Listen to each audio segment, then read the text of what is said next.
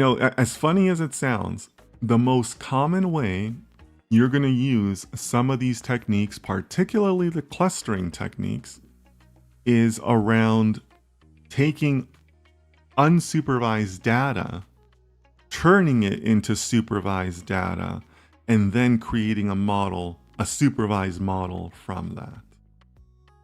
That's one of the patterns, one of the development patterns in data science. It's not really talked about a lot, but it happens.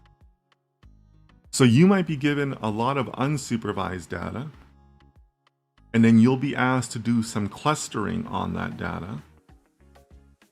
You'll visualize the clusters in some way. Maybe you'll have to print them out, because maybe it could be like an NLP problem or something like that. And then you'll rely on your stakeholders to name the clusters. And once you've named the clusters, then guess what? You have supervised data, right? And then you'll use that data to basically start all over again and create a supervised model with whatever other algorithm you want to use, right? It could be any number of techniques at that point.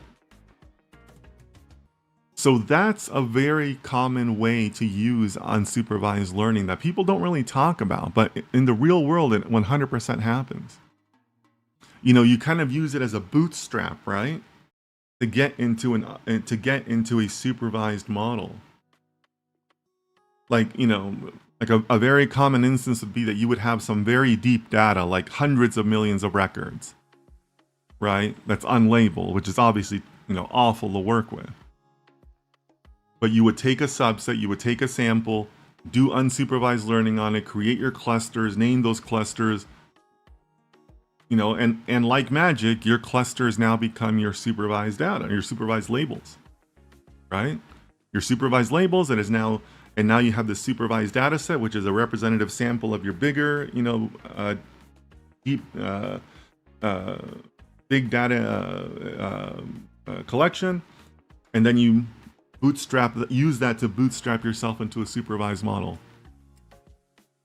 I'm pretty comfortable saying that you're going to come across that in your career, right? So I'm sharing that with you for the understanding that unsupervised models don't really stay unsupervised models.